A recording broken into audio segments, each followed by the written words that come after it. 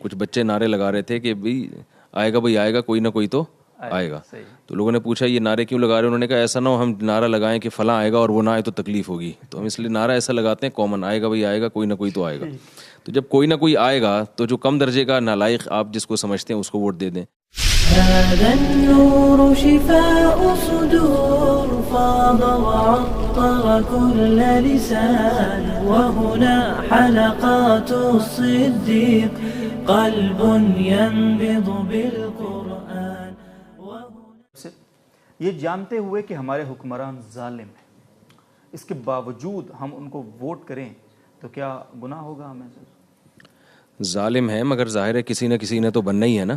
آپ اگر ووٹ نہیں دیں گے تو آپ کے مخالف ایک ووٹ خود بخود بڑھ جائے گا.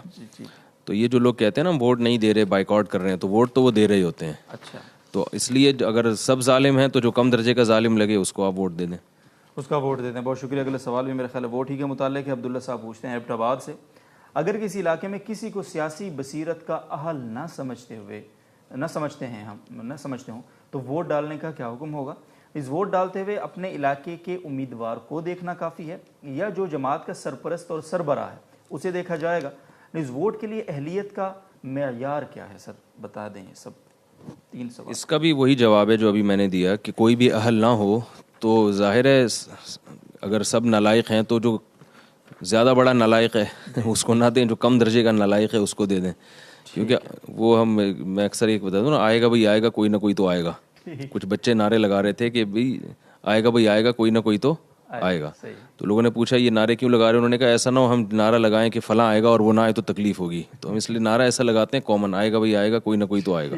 تو جب کوئی نہ کوئی آئے گا تو جو کم درجے کا نالائق آپ جس کو سمجھتے ہیں اس کو ووٹ دے دیں. رہا یہ مسئلہ کہ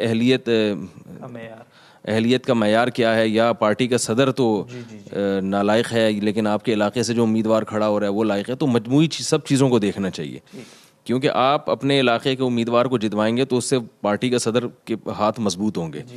تو اگر وہ کرپٹ ہے تو وہ ظاہر ہے اس کی کرپشن بڑھے گی اور اس کو کرپشن کا زیادہ موقع ملے گا. تو دونوں چیزیں دیکھنی ضروری ہیں, اور اہلیت یہی ہے ملک اور قوم کے لیے خیر خواہ ہو, اور سب سے بڑی بات یہ کہ مذہب کے لیے خیر خواہ ہو. دیکھیے میں اکثر یہ بات لوگوں سے کہتا ہوں کہ ترقی یورپین ممالک میں بھی بہت زیادہ ہے, مذہب نہیں ہے. ہمیں مذہب کی بھی ضرورت ہے. اب سیاسی لیڈروں نے اسلام کا نام لینا بالکل چھوڑ دیا ہے. کسی بھی سیاسی لیڈر کی زبان پہ اب اسلام نہیں آتا الا ماشاء اللہ. وہ سڑکوں کی اور تعلیم کی اور ہسپتالوں کی بات کرتے ہیں.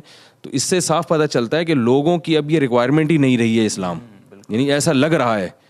کیونکہ سیاسی لیڈر تو وہی بات کریں گے نا جو عوام کی ریکوائرمنٹ ہوگی. تو یہ بھی ہماری ذمہ داری ہے کہ ہم عوام کا ذہن بنائیں, اور عوام کی بھی ذمہ داری, ہم کلمہ پڑھتے ہیں تو بھائی ہمیں مذہب بھی چاہیے. ملک اسلام کے نام پہ بنا تھا, ہمیں سڑکیں بھی چاہیے, تعلیم بھی چاہیے, اور بلکہ یہ تو ہمارے مذہب کا حصہ ہیں. تو ہمیں مذہب چاہیے اور مذہب کے ضمن میں یہ ساری چیزیں چاہیے ہمیں. تو مذہب سب سے پہلے ہونا چاہیے. حیا ہو, بے شرمی اور بے حیائی جو معاشرے میں پھیل رہی ہے, کو ایجوکیشن سسٹم. آج میرا پورا جمعے کا بیان اسی پر تھا کہ کسی بھی ایسی سیاسی تنظیم کو جو کو ایجوکیشن سسٹم کو فروغ دے رہی ہے, اس کو قطعاً آپ جو ہے نا ان کو مجبور کریں کہ یہ سسٹم ہمیں نہیں چاہیے, ہم اس شرط کے ساتھ ہم آپ کو ووٹ دیں گے. کیونکہ ہمارا فیملی سسٹم فیوچر میں تباہ ہو جائے گا اگر کو ایجوکیشن سسٹم ہمارے معاشرے میں آ گیا. تو اس لیے ان سب چیزوں کا خیال کرنا چاہیے.